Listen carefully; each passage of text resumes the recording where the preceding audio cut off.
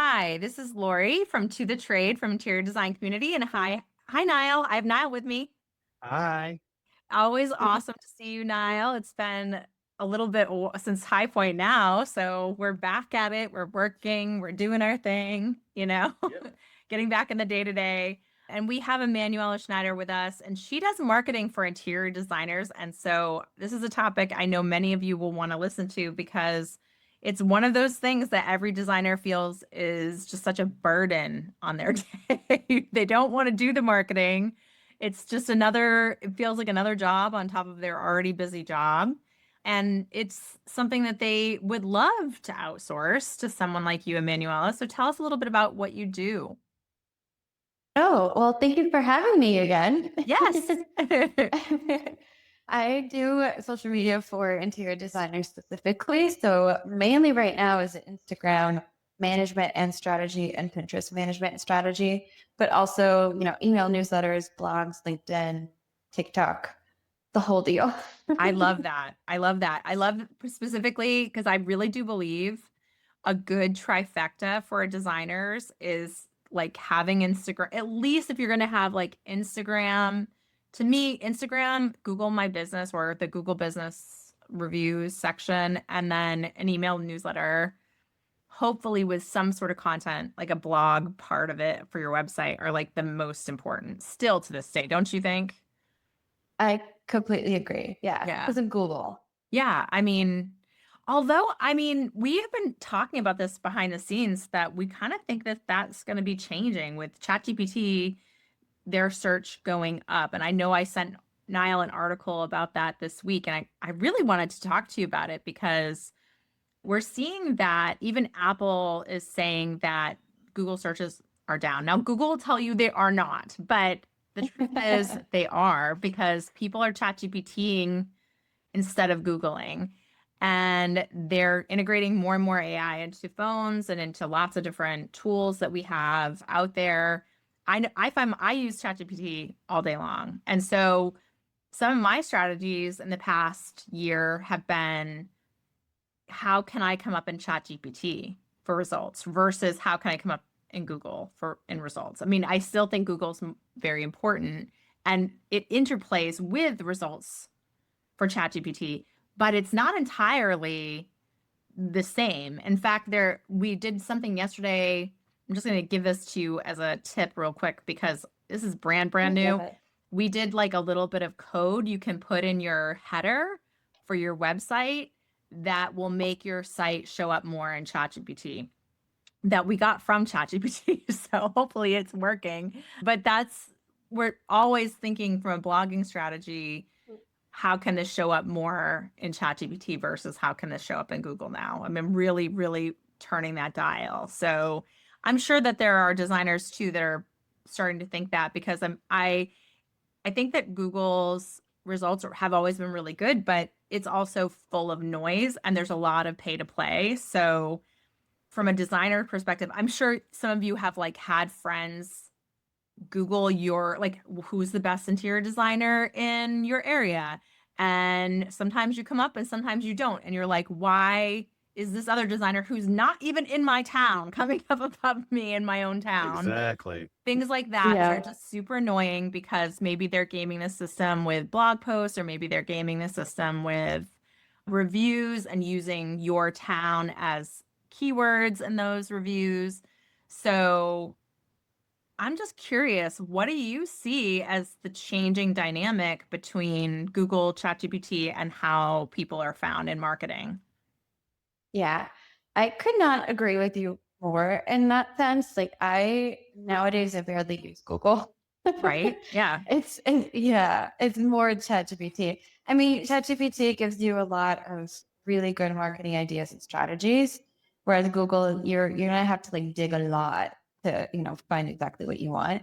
But in terms of if your strategy changes, I'm not entirely sure. Like I have not heard of that header thing, which I do want Yeah, to you know should more explore about it. We just later. we But just did it yeah, ourselves yesterday, so it's like new thing to think about. But I've definitely yeah, been thinking, what are these results? Like as you ask ChatGPT, you can see it's looking at websites. Like, why does it prefer some website over another? And how can I make sure my website is coming up? Certainly, I would think for designers, if there's a client out there on ChatGPT saying, like, who is the best designer in my area? You want it to come up. You want your name to be in that mix for sure, so that you're one of the people that they look at. And so that's tricky. I think that that's going to be very difficult because it's not as easy to game the system, I wouldn't think. I mean, there aren't so far ads on ChatGPT that are or ways to game it as much at this point. But I think that that is something that we need to be thinking about as we're doing this, as we're exploring this very, very unique change in the way people find things, that we're part of that solution. So yeah, I think it's all about, the continuous study, right. Which is in social media, it's what we do anyways. Like we have to study every week what the new algorithms are. So right. With AI, I know that AI is going to change so much in the next 5 years. Oh, sure. Right. So in terms of the strategy of like Google versus ChatGPT, I would still say stick to content that works with keywords. Right. And, uses SEO. Right. I think either way, it does it looks at websites and pulls from websites that has those keywords. Yeah. So I have, for sure. So speaking of that, I have a custom ChatGPT for blogging. So I've done that for a long time now. I have a very specific format because we use our questions of the day that come on Interior Design Community. We typically will, screenshot some of the best quotes, and then we will upload all of that to ChatGPT with like some set rules. And I will tell you, just from my own personal experience, people listening, like, honestly, you have to keep telling it your rules over and over and again, even if you have a custom ChatGPT, because it forgets. You don't think if you're building the custom ChatGPT, it will not forget, but it does. So my main rules are, I have a whole list of 500 overused words for ChatGPT that I think are tells. So I say, you don't use these 400 words. You don't use M dashes or hyphens because they use them way too much. They're like ridiculous with their M dashes. Do not use a format of question and clarifying statement like your fear of being seen. It's just a call to a bigger platform. Things like that. You can't use that. Do not use phrases like this isn't a sales page, it's a portal. You want to stay away from any obvious ChatGPT cliches in formatting. Do not use final thought. That is a big time tell.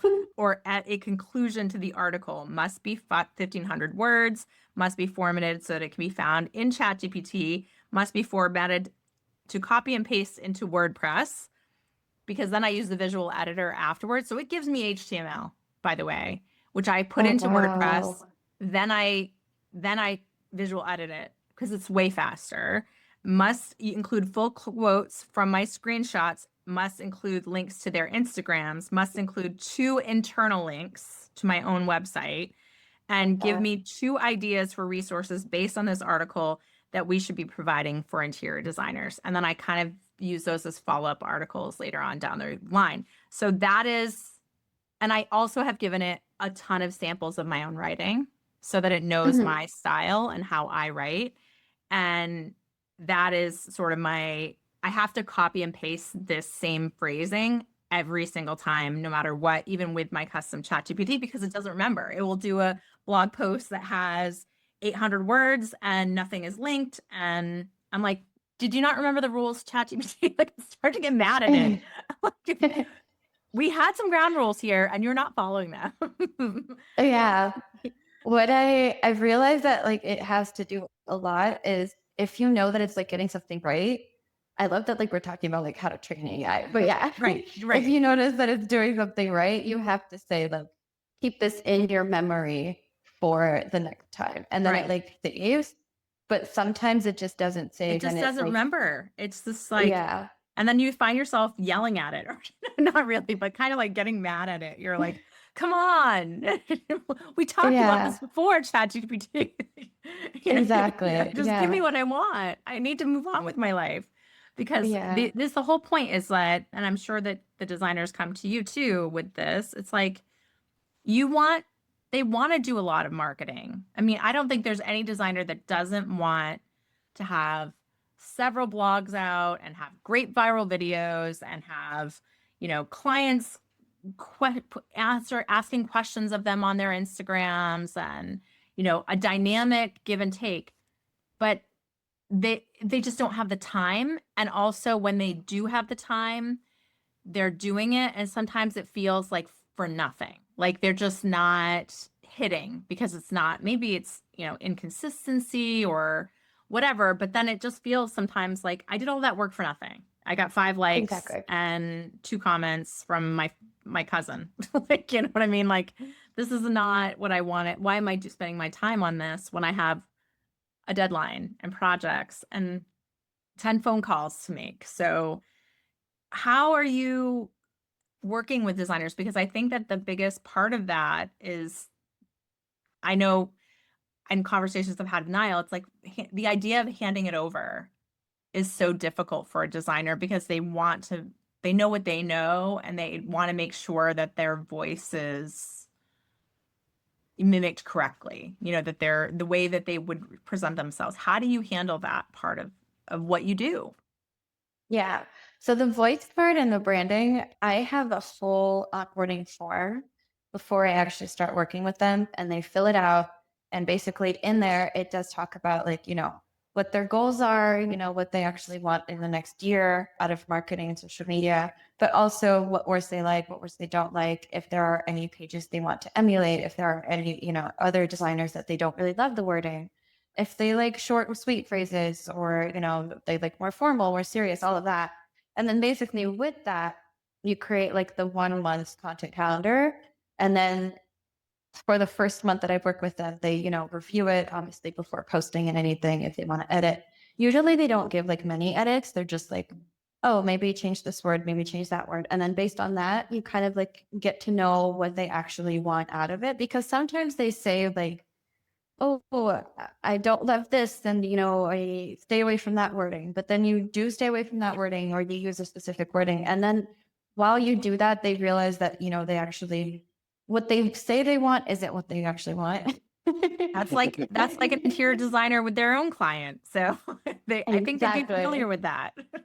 Yeah. And so basically it's, it's kind of like a work in progress within the first month. So you get to know and understand what they actually want without them actually saying it. It's the whole feedback process of it that actually works. Now, in that, do you ever give them feedback where you're telling them, look, I've looked at your website. I think I've looked at what your options are, and I don't think that those align with how your brand looks on the outside. Do you talk to them about what it is you think their brand, represents, and how that aligns with what they want to do?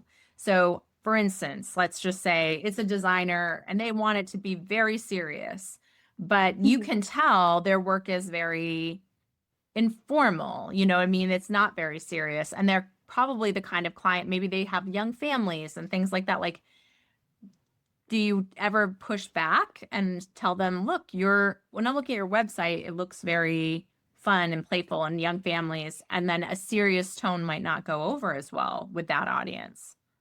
Yeah, 100%. Yeah. You have to give the hard truth. Otherwise, you're just wasting money. Right. Yeah. Yeah. I love that you do that. I love that you will critique it, because so many people that I've witnessed doing social media are just like, yeah, I'll do that. And then they're like, Yeah. well, it's not gonna, they know in their head it's not gonna work, but they just don't want to argue. So they're just like, I'll give you what you want. It's just it's Yeah. not gonna work, but I'll give you what you want, And it is hard to say to someone, that's not, like externally, I'm looking at it, this is why it's not getting the traction you want it to get. Yeah.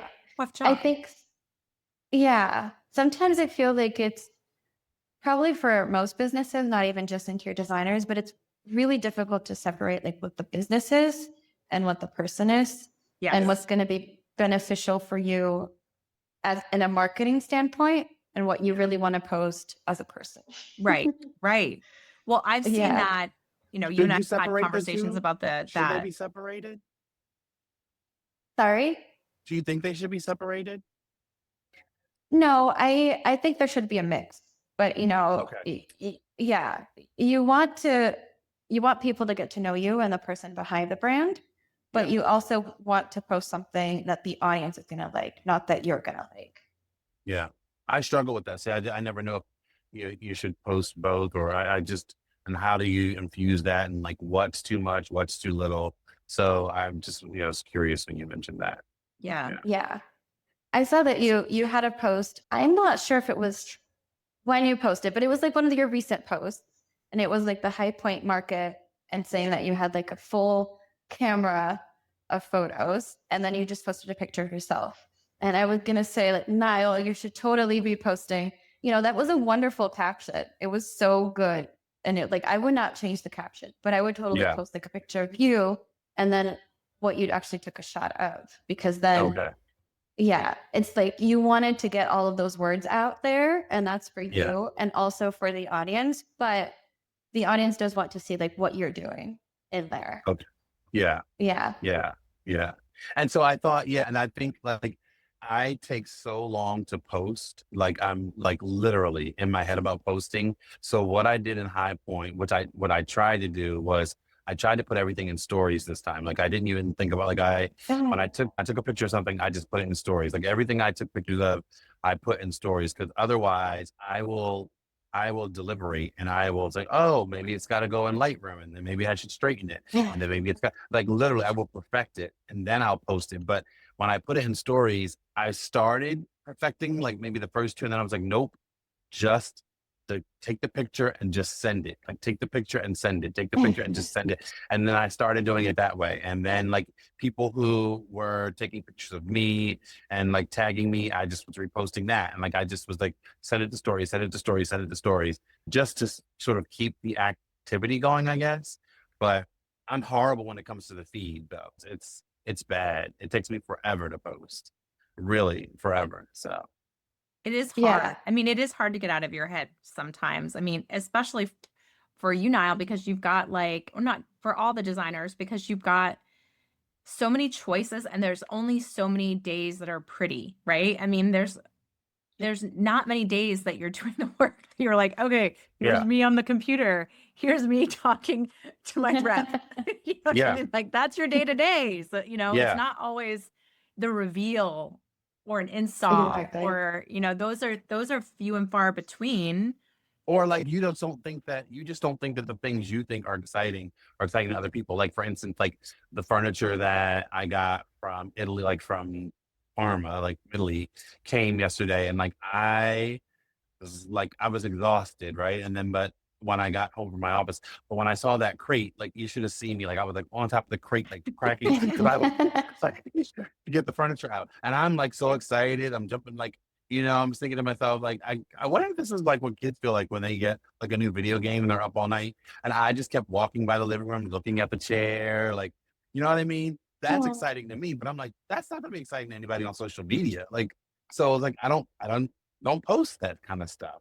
So I you never do think know. that's very exciting though. If I saw Yeah. you up on that crate and opening it up and then like looking at it, like just what you just told me, that Yeah. little setup is Yeah. so it makes people feel the excitement of real, and what you're saying is like buying really good furniture, that when you're treating yourself to like really good pieces, it's such a joy. It brings you so much joy. And I think people don't understand that. I was just watching a video today of personal assistant, and she went to Pottery Barn for her client to go Oh take my pictures God. of all the furniture because she needs a new sectional. And I was just like, don't go to Pottery Barn. Like, don't. Like you have an assistant. You have that kind of money. You have more than Pottery Barn money. You don't need to spend it at Pottery. So I was like, Yeah. look at Kristen Drowan's furniture. Her custom furniture is awesome. Like you should absolutely check her out. So yeah, I That's just funny. think that I think those kinds of things are really exciting. And I think the meta message, the thing that's beneath it, is you're translating to a client what it feels like to buy nice pieces which is you want them to feel. You want them to Yeah. be just as excited when they get that brand new chair and they're Yeah. looking at it and they're like, and that's relatable to me. That's very relatable. Exactly. Like, Yeah, I would even caption it like, "This is how you can feel if you work with me." You know? right. See, Yeah. see, I don't think about that kind of stuff. Yeah. That's why I think that's the beauty of having somebody like you. Because I think for a lot of us, I don't want to speak for all designers, but I think a lot of us just don't know what we don't know. You know what I mean? I think, we have to have somebody pull it out of us. It's not, it's not normal for us to talk about it. We're doers by nature, right? So it's one of those things, like even when your client says, you really need 6 weeks. I do. I need 6 weeks to go back and put it together, because I don't walk out of here and it comes to me automatically. Like, I have to think about it, and then I have to, like, I don't even know the questions to ask myself sometimes right away about your space. Sometimes it does come to me right away. Sometimes it doesn't come to me until like 7 days later in the grocery store, or, at a concert or in the shower. Like, sometimes it takes a minute. It's gotta percolate, if you will. And so, like, I think that applies to what we do, period. And so, not knowing what to put out there, it's super important to have somebody like you that sort of pulls those things out, because we don't know what to say or show or talk about. Yeah. Do you think that like Yeah. you would be, Niall, if you were working with Emanuela today, would you be comfortable with assignments? Like, this day, I want you to do this, take a video of this day, and with examples. Like, if she was giving you, Yeah. here's a video, go watch this, try to just make a little video of yourself doing that, Yeah. Yeah. Is that Yeah. something that, because is that a little bit of what you do, Emmanuel? Like, do you give them this, like, I've seen Directives. different Yeah. social media people do that, where they're like, here's a viral video, watch it, and then take these videos for me, and then she can put some of that together. It's not Yeah, always exactly. you having to do all of it. Yeah. What I like to do is like a mix of both things. So I do like I have a document that's like a real directives. And then in it, obviously there's going to be like a title, like, I don't know, inspirations for spring, something like that. And then, there's like an interior designer who already created the reel, just as an example. And then it would be like, Niall, do you have any of these shots? Can you give me like these shots, 8-second reel? And then that's it. And then you give it to me and I create the reel. But obviously there is some that basically, like I just did today with a client. I just basically asked like, hey, how was your week? What did you do? What were like any interesting, moments of your week? And like Niall would, for example, say like the whole sofa thing.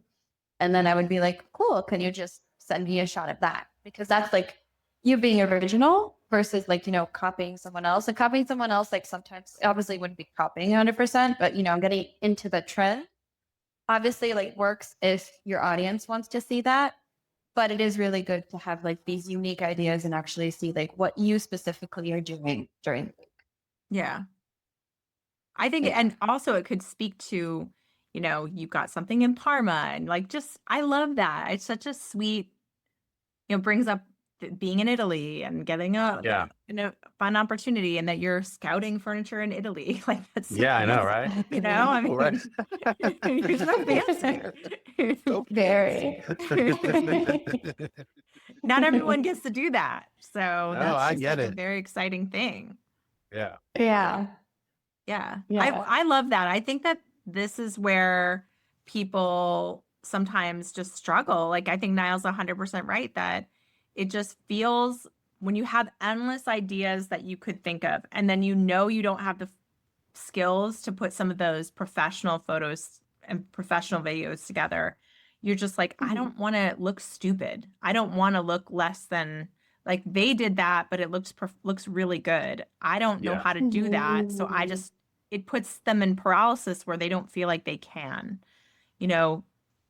They look Yeah. more, even the like not perfectly produced videos are very produced. I mean, it could be a makeup tutorial and it's got specific lighting and you've got ring lights and you've got, they're just like, okay, only have so long in my day to get this little video for you done, and then send it on your way. And often I think one of the biggest mistakes I see is often sound. Like the mics, they won't get to have like a lav mic, Mhm. and they'll sound like they're in an echo chamber. They're like, and it will be like Nate Berkus or something, And I'm like, Nate, Where's get a your lav mic? mic, will sound so much better. Yeah.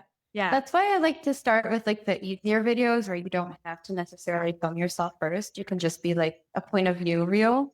right. Yeah, Oh, good. Yeah, good. Yeah. Yeah. Oh, Nice. Niall was like, I can do though. that's Yeah, more yeah, yeah. comfy. Yeah. Yeah. Definitely down for that. Yeah, yeah, Yeah. Yeah. yeah. But you can totally start with that and then, work your way. Do you have like a list of shots that you typically will ask a designer?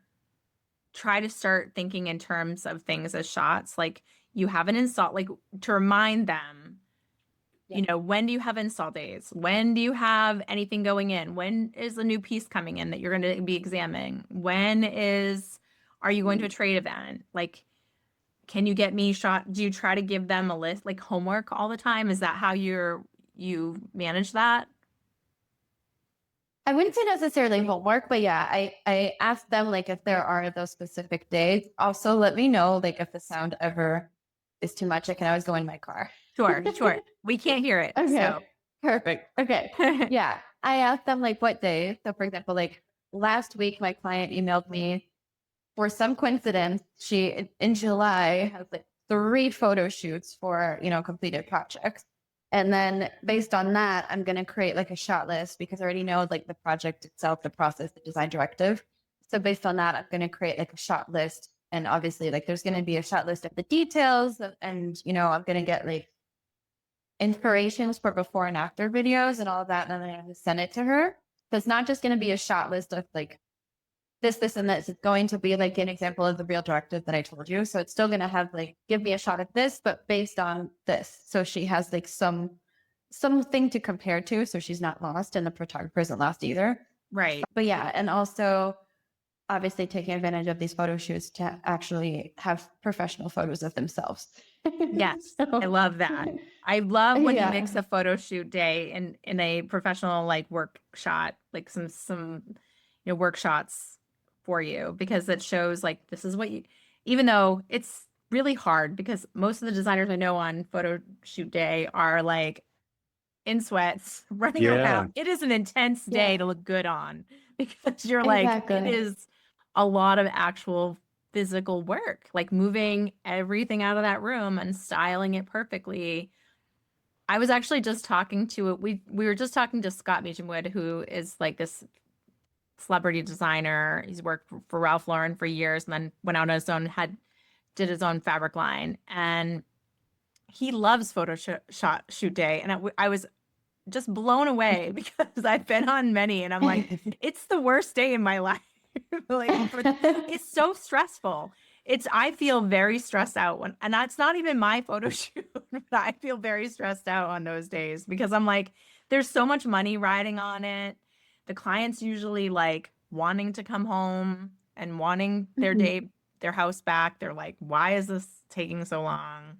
But it does literally take so long to you photograph everything, you move everything out of the room.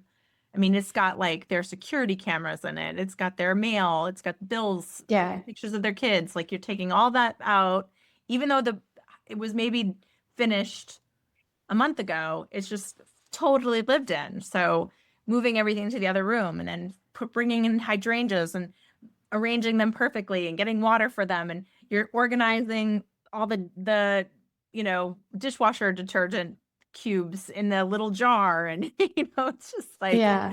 it just feels like a lot to do all of that and then look good. Look Yeah. like you want to So get your picture taken because it's a lot of running around and you're very sweaty and gross. based on what you said, I already have 2 ideas that can make like at least 10 pieces of content. So like what you just said that it's like stressful and hard, I would just be like, here's a reel of the moment and then the moment showing you in sweatpants all stressed out and taking all the personal belongings and styling and all of that, and then Yeah. versus the pictures, because the pictures are all going to be like angelic and peaceful and Oh, beautiful. well, they are. They're like this Right. moment of perfection that does not Exactly. exist for Yeah. anyone. You know what I mean? Yeah. Like it's just And these beautiful moments of perfection that are like, wow, it's only going to look exactly. like this for 1 second. You know? Yeah. And it shows like all the hard work that you put into it just to get that moment. Oh yeah. And then the other one, I would totally just show and be, authentic, because you take their personal belongings, the client's personal belongings. So, help people realize that that's an actual home and that it's going to be Right. lived in. Right. And so Yeah. Like right this now, the is dining room right. looks like this. Yeah, So your kitchen can look exactly. like this. Yeah. That's a good point. Exactly. Yeah. Right. Yeah. That's a Yeah. really good, because people are always afraid that, oh, I don't want to have my house designed. It's going to be too much. It's going to be too fancy. I can't live fancy. And it's like, no, actually, this is actually how they live. This is just Mhm. for that moment, for that shot. So Right. this was for like 20 minutes. How this is for like 20 years, right? Right. So that's a Exactly. good point. Yeah, that's a really good point. It is, because I Yeah. do have that. I have heard that objection with design clients before, that Yeah. the house will look too much like a magazine and not like them and not feel like Yeah. a home. Yeah. And Mhm. people want homes. I'm like, I always think that that's so crazy because I know designers so well. I'm like, they will give you the best version of your home. They're Yeah. not trying to make it look just like a Exactly. magazine all the time. They know you've got kids and Yeah, just exactly. they just want to make the right decision so that it actually holds up and looks good through the mess. Yeah. You know? Yeah. You Yeah. want to infuse personality into your home, which Yeah. is I actually love that good. you Yeah. give the examples, because I think that to me feels a lot like paint by numbers for marketing. It's easier for them to remember. I love that you give them shot lists, because that's educating them, when they are doing a photo shoot, about what they could be missing out on, and so often I know lots of designers who've paid a lot of money for photography and then didn't get the shots they really needed to get. I mean, and you have such a limited Yeah. amount of time, and you're not really so educated about what it is you need and how many shots you need through the day. And so it's Mhm. very difficult if you don't have a list. It's really hard to make sure you're staying on track and getting the content that you need and really milking that day for as much material as you possibly can. Do you ever work Yeah. back? Like, what if you have a client that doesn't have, like, they're like, I don't have anything, like, my pipeline is dry, right? I have nothing. I know I need the social media because I'm trying to market, right? But I don't have any prospects. I've finished up what I was working on. I've got camera roll filled with lots of like amateur shots of things that were, taken in progress, or maybe they were never, professionally photographed. I've got tons and tons and tons of that. Do you ever work backwards and say, well, let me see what you have and create content around that versus get shots of this? If that makes any Yeah. sense. No, that Yeah. makes tons of sense. Yeah. Yeah.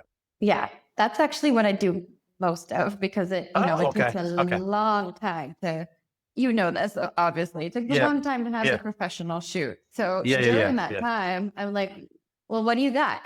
Yeah. What's the guy? Which is, yeah.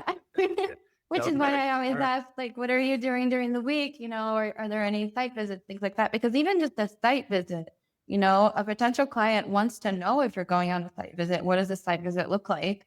If you're, going and talking to vendors, if you're like material sampling, all of that.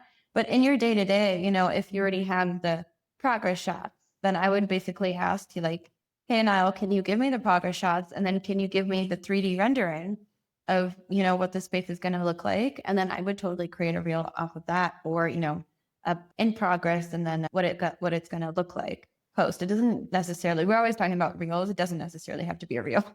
Right. Yeah. That's right. Well, Yeah. so for me right now, the only thing that gets new followers is reels. Like I can't, Yeah. the static posts are great for my current audience, but the reels are what brings in new followers almost exclusively. I mean, I've tracked it Yeah. multiple times, and that's really what moves people.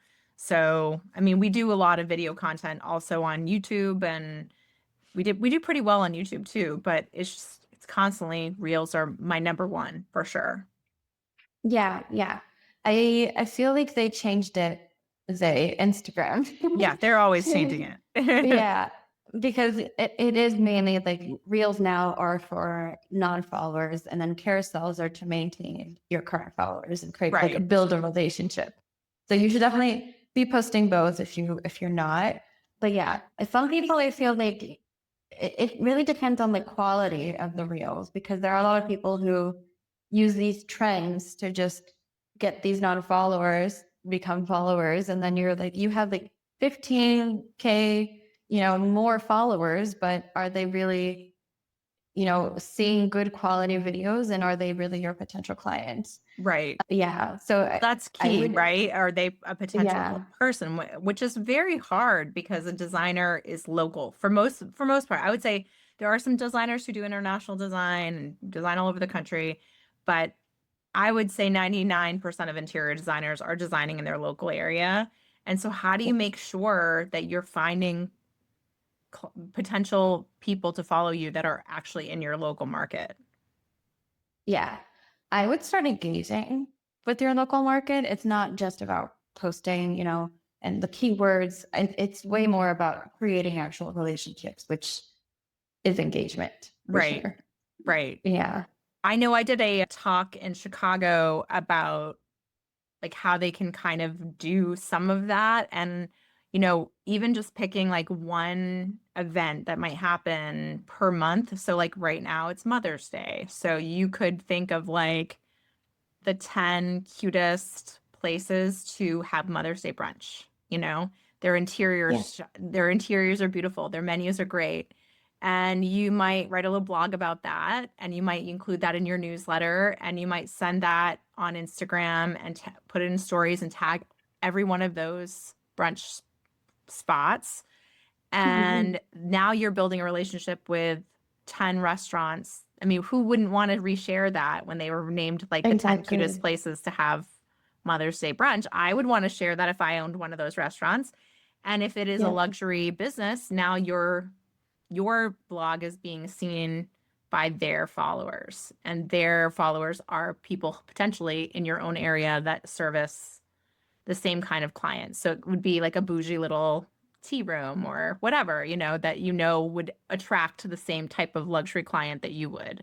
So every month Yeah. there is something like that, and you could do like in June, the best places to buy the perfect picnic, and it could be little high-end fine foods places, and you could pick like what that would look like and have a picture of that, and here's my favorite spots, and it's just like Yeah. useful information that people would actually like, and that it doesn't have to be just interior Interior design, design. it has to be Yep. about like style and lifestyle and how people live. I think that that's the one thing that designers do is they improve the way people live. Exactly. Yeah. And it doesn't even necessarily have to be like themes, right? Like Mother's Day or No. I don't know, Christmas. It can just be like, hey, I found a really cool thing here Yeah. and I'm gonna share it, Yeah. It could be like, this is a great the recipe that Yeah. I found that is going viral, or this is a really cool like little new shop that opened or in our area. But it's like local fodder, things that are happening in your area that are just interesting, and little festivals, whatever's going Exactly. on, just be a part of the community. Community. Yeah. Yeah. Yeah. Exactly. Yeah. Yeah. Because that's all what it's all about in the end, right? Like people supporting other people. Sure. Yeah. And I mean, people like to talk about things that are interesting, so that to me is the interesting stuff. I mean, people definitely want to talk about what is the cool places to go in Yeah. your own area. They love that. And there's lots of businesses that also serve the luxury market in your area. So thinking, even using ChatGPT to come up with a good list of like, what are the businesses that would service luxury clients in my, in a 30-mile radius from my house? Here's my address, and it could give you a list of businesses that would also service. How can you incorporate some of those into blog posts or posts, and so where you're sharing audiences, even looking on, I will tell you, I used to have a tip that I would tell my design friends that I know for a fact works. You can go into locations and you can go into accounts. So like think about like the local country club, you know, or the day school or the whatever, you know, it could be a high-end steakhouse. And you can look at their followers and you can just like Yeah. click on them and just like a few of their posts. And if you did that for like 2 minutes a day, 3 times a day. So in the morning, you're getting your coffee, you're going on to a location or you're going on to a business and you're just liking posts, liking a few posts, like click on a person, like 3 posts, click on another person, like 3 posts, click on another person, like 3 posts. And you do that for 2 minutes, 2 to 3 minutes, 3 times a day. You're having your coffee, you're having your lunch, you're having, you know, you're watching TV at night and you will get followers that are local from that. You will. I mean, you'll get like 10, 15 followers a day just from that if you did Yeah, that for 2 to 3 exactly. minutes a day. It's a pain. Don't get me wrong. Yeah. It's a pain to be because you have to be consistent with it or you don't get it. You know what I mean? But that's a great way to build relationships, like kind of like tapping people on the shoulder actively, like, hey, I'm a I designer in your exist. area. Hey, without being annoying. You're not like all up in their business. You're just liking a few of their posts. Exactly. Yeah, that's what I do with engagement. So normally I always recommend that the interior designers also, get the engagement package. And it is only like a few hours a month. Obviously, you can increase or decrease depending on the price, but it is basically that, except we also comment, reply to stories, send DMs. But yeah, if only liking already gets you followers, imagine what like actually, talking to someone via DM. Right. Obviously not something like salesy, it's creating a No, real relationship. But yeah, but you it can goes do things far. that are fun polls too in your stories that you Mhm. can DM people over. So like you could be like, what is your, you know, is your kitchen outdated or something like that? Do you feel like your kitchen needs a refresh or something like that? And then the ones that say yes, you could be like, hey, I am a designer. I know you probably aren't interested in doing the kitchen right now, but I just want you to know here's some kitchens I've done, and just Mhm. like send them over to your portfolio and say, if you need any help, let me know, that kind of open the doors of Exactly. lines of communication with people that are in the mood for the thing that you're in the mood for right now, with their I do polls all the time and then reach out to people because of that poll answer. So if they said yes, I like this, or no, I don't like that, I will say, okay, well, here's the Respond. thing that we do. Here's a are having a problem with PR. We did a DIY PR free guide. Here's a link to it. Things like that we know Yeah. we can just immediately give people value. Yeah, exactly. Yeah. It's all about being proactive, but in a, not very pushy way. Not a pushy Like way. I'm Even though I here do call it if you selling need in me. DMs. I do call that Yeah. move selling in DMs, but you aren't really necessarily always selling. You could be giving them something free. You could do like a free checklist of what they would need if they renovated their kitchen, and you could just give that to them for free. Exactly. Yeah. Yeah. I Yeah. feel like some interior designers, I'm not sure if it changed in the last few years or not, but I feel like some of them are just like, if you start doing social media marketing, I want everyone to start following me and I want people to start, filling out my inquiry forms and I want people to come to me. But it doesn't happen like that. You first have to like do the opposite. You have to Yeah. be proactive and then, once it starts flowing, then it gets to that way. But it won't like initially out of nowhere unless you're paying for it. But even then, it's not like And even then, the it's ideal. hard. But you, I yeah. paid for so many ads over the years, and sometimes they're really good. I mean, I do a lot of like filtering in my ads. I'm really good at making an ad, but I still have, Mhm. there are some ads that do really well and some ads that are so bad. I'm like, okay, this got nothing. I don't know. People were just not into it. Like, it Yeah, just is what it exactly. is. Yeah. I feel like if you're doing ads, you have to have your organic strategy down first, and it has to be giving good results first in order for the paid ones to actually have results. You know, Mm. I really need to get, we had a marketing talk that we did at High Point, Niall, and remember when Rich Shell said that salvage rate of local Architectural Digest ad? I was like, that is a hot, so this is what he told us. I have to have him come on the podcast. He's an interior designer. And Yeah. he was able to put in his area, because he's in Denver, Colorado, or Yeah. he's in the Colorado area, his just the Architectural Digest salvage rate. So it's like when they can't get enough ads, local ads, and they just really deep discount it, but it only shows up in your area. It doesn't show up in the Architectural Right. Digests that are in New York or anywhere else. It's just your area. And then you can parlay that into being, interior designer as seen in Architectural Digest, even though you paid for an ad there, which I was like, that is brilliant, actually. That was really slick, because you can get a really, really reduced rate to be featured in your local area in the Architectural Digest that shows up. And then you can also say now forever, I was featured in Architectural Digest, which is super cool. Mhm. Yeah. I love that. Yeah, but it's very tricky. We just did a post because I had a friend of mine who's a designer, and they're feeling like they're getting inundated with awards and magazines that are pay to play. And it's really exhausting. I'm a little annoyed by it too, because I feel like everyone preys on interior designers. It's like they think they've got just like millions of dollars just sitting around to spend. And it's just like, it feels like it's a little predatory that they're always after interior designers to pay to play. And it's just feels like enough sometimes. Like, come on. An award that they win has to also get a fee to win the award, to be in the magazine.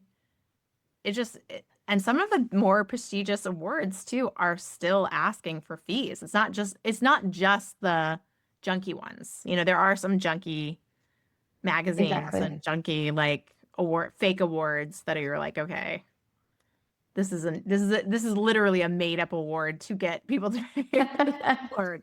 An Entrepreneur of the Year award. Something funny. But there are some that are more prestigious that are still pay to play. And it does get to a point where it feels like they're a small business owner, and there's only so much money for marketing. And where do you spend that money? And are those kinds of things worth it? Yeah. Do you see returns on those kind of things? Do I? Yeah, like, do you think there's a good return on those kinds of things, or? I feel like most interior designers, I feel like it's a little bit of an ego boost.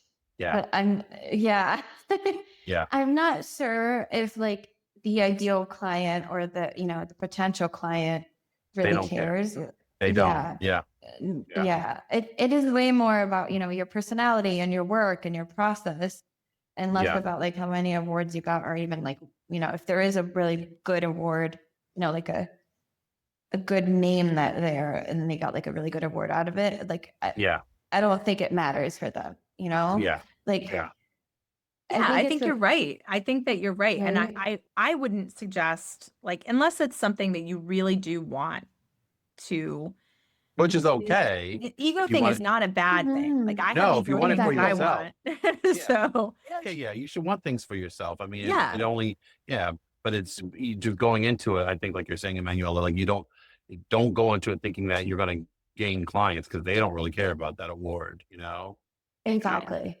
So yeah. Right.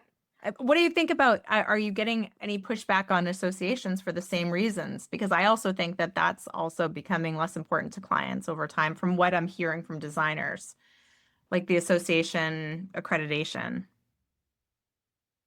Oh, so to me, like personally, I never even thought of associations. Like, I would not compare it to awards. Right. Would you?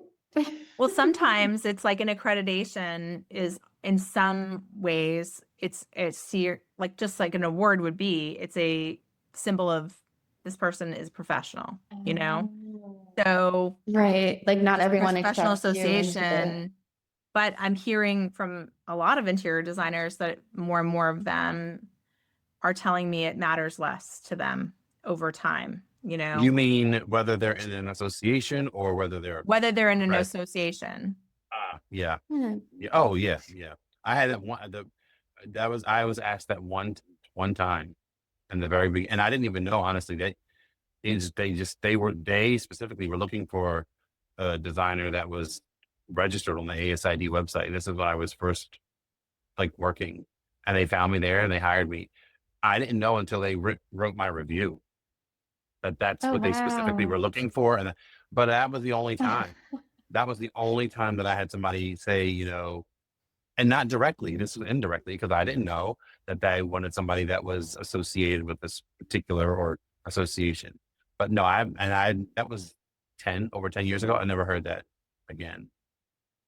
So this is a question for you guys, because to me, the association was always more like let's a space where designers can help other designers, Yeah. and create a community.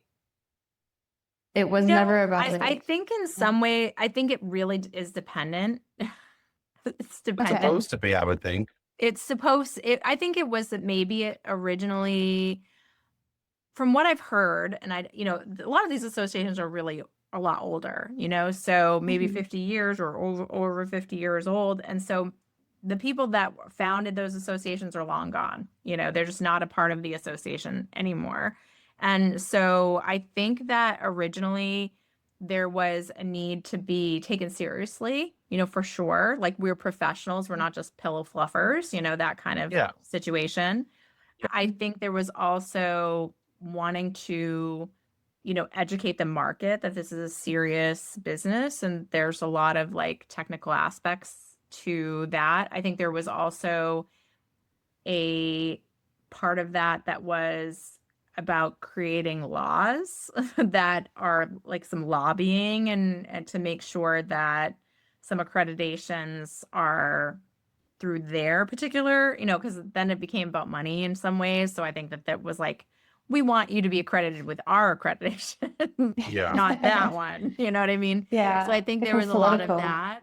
I think in the local chapter scene, there are some really amazing chapter presidents out there that I know are just so, so good at what they do. And then there are some that are just not interested in like bringing in a new group. It's the same 10 different people that show up to everything. A lot of them are Mhm. older. They rule it with an iron fist and keep it to themselves. And I think it makes it a little bit less welcoming to the younger designers who are asking questions. So it's just really a lot of it depends on a lot of factors. I think, just the industry has changed a lot. It used to be very, from what I was very naive to it when I came into this. So I was not part of that process. But I think that from what I've heard from so many designers is that people just didn't really share resources before the Right. internet was a thing. It wasn't just because of interior design community. Before, people were starting to share resources online and it started to open up that feeling of like people sharing information. People did not like to share. Like, if they had a workroom, they kept that secret. If they had a trade deal with a certain brand, they kept that secret because they felt like if they gave that away, they were the local person for that trade company. They knew the workroom. That was their secret sauce, and they didn't Right. want to share that with anybody locally at all. Yeah. They didn't want competition. No, they did not want Yeah. competition. They wanted to be the one that had the secrets of where everything, however, and it's a very complicated business. There's a lot Right. that you don't know when you graduate from design school. There's a lot of like, I have no idea. I mean, people do graduate from college without knowing that High Point exists. And I Oh, get lots of wow. students who tell me That's like, yeah. I didn't know about it at all. yeah. I mean, it's not necessarily like Oh. taught in school that High Point is a place to go, unless you're at High Point University, probably, But I mean, other than that, they're not saying this is where you go and this is how to fill out, if you're ordering furniture, this is how to fill out the paperwork so that you're ordering it, properly. this is how you make sure that the fabric is put on the sofa the right way so that you're not railroading it, like, you know what I mean? Like there's lots of nuance that I think that designers do not get that education. It's a lot about theories and colors and, space planning and things like that, and less about the actual physical product, right? Yeah. Is that true, Niall? Yeah, 100% true.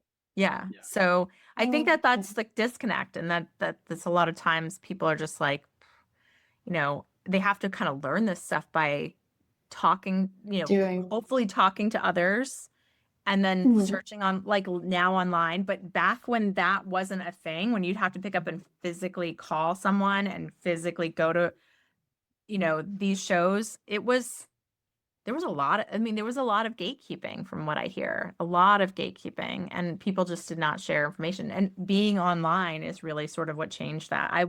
Interior design community kind of was like in the right place at the right time. We just started online. So we grew Yeah.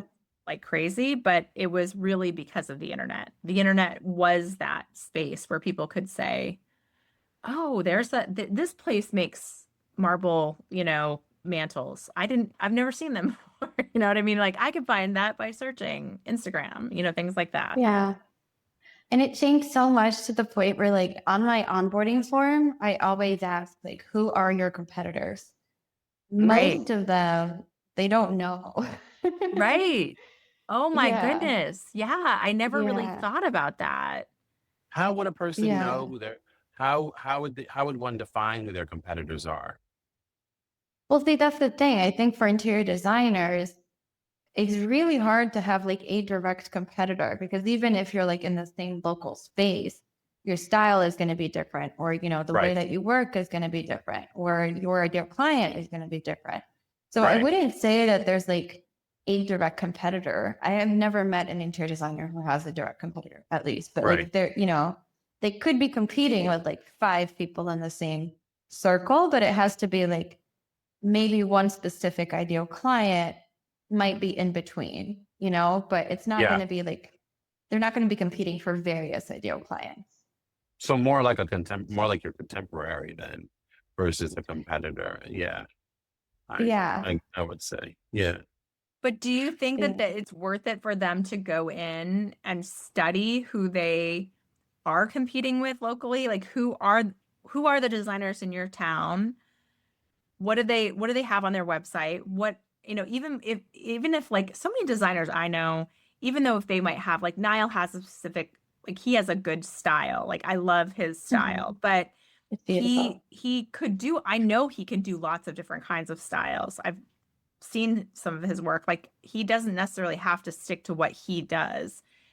Mhm. Is it a good idea for them to look at what is in the market right now to see if there's something missing? Yes. Mhm.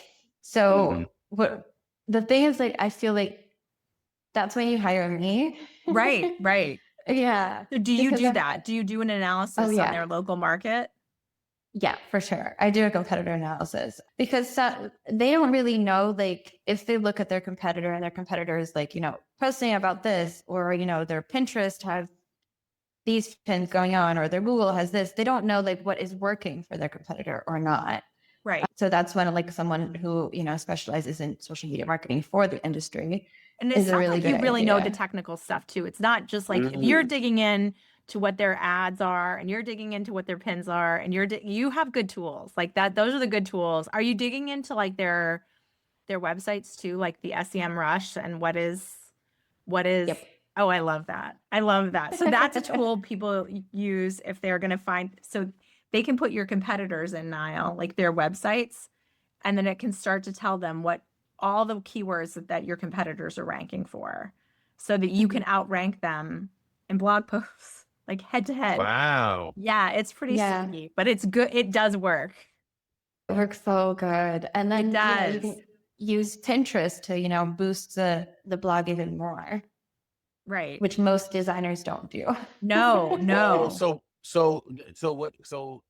speaking of that, so is that just like linking your blog to Pinterest when you post? No, Is it's that what that creating an is? image that you would pin on in Pinterest that goes back to that blog post. You can create like five Yeah. or six different images, you can put some with them with graph, like with words. Like, so if you wanted an image, about, you did a post that was about like, brown kitchens, that you thought were really cool, like, or stained cabinets are coming back, you could have 5 different pictures of stained cabinetry with the words like stained cabinetry is coming back, like, and then pin all of those to Pinterest, linking back to your blog site, your blog post. Okay. Yeah. Yeah.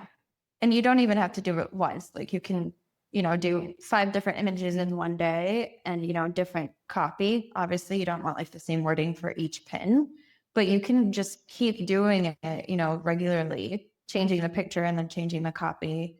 Because you can always reword, there's unlimited ways that you can reword a caption so it can link back to the blog post. Are you doing much with AI images for this kind of thing? No. Should Creating- I?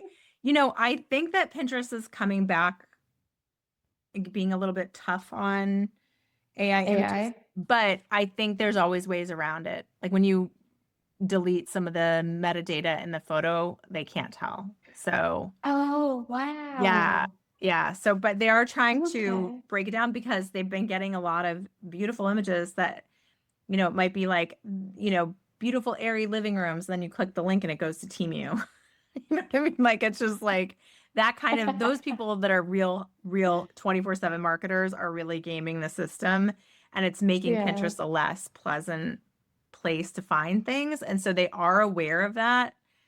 But I think that they're more interested in cutting down on the things that are just completely unrelated and not necessarily on, Niall Johnson getting like some followers for, stained cabinetry. You know what I mean? I think if it's real and that's a good, the content is good, then they really care about good content. I think everybody cares about really good content. Exactly. Yeah. What I do a lot of is I grab royalty-free images that are obviously related to like the blog, and then I put wording on top of it. So I have a thing that I use for AI images that I really like. So I might find an image I like I was looking at power poses for women in like, because I think that there's a lot of women in our business. I found, this image, and then you can screenshot it. And then you can bring it over. My workflow is I put it into ChatGPT and I'll say, give me a detailed prompt to recreate this image.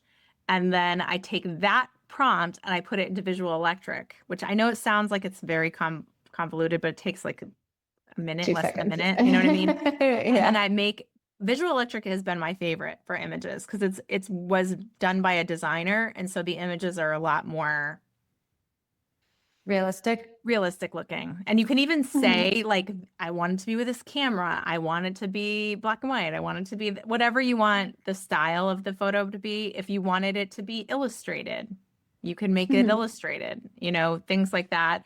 And it does a really great job. It really, some of their images are just so artsy and good, and it's pretty crazy. Like I have been playing around with it for a while. I mean, this is just their main page, and they've got like such cool, like their images are cool. They're very cool, and they do a lot of photography and art, fine art, and like how cool. I mean, like magazine worthy stuff. Exactly. And so it's a good way to get the image without having copyright free problems down the road. Because I mean, the biggest thing is please, please, please never, ever, ever use someone else's images. And then like, even if you're on your blog, because that is a commercial use. And there are lawyers that literally crawl websites and then give you a $10,000 bill to pay because you've used someone else's image. Do not use anyone else's image on your blog or in your social as much as like literally ever. Yeah. Because it is a bad idea. So copyright free for sure. Are you having designers diversify content? Like, is there a specific way to present themselves on Instagram versus LinkedIn versus TikTok? or are you even saying to them, you know, based on where you are, based on the work you do, it's not even worth it to present yourself on this particular app. Oh, Like we'll just focus on this app. I'm just curious. yes, for sure.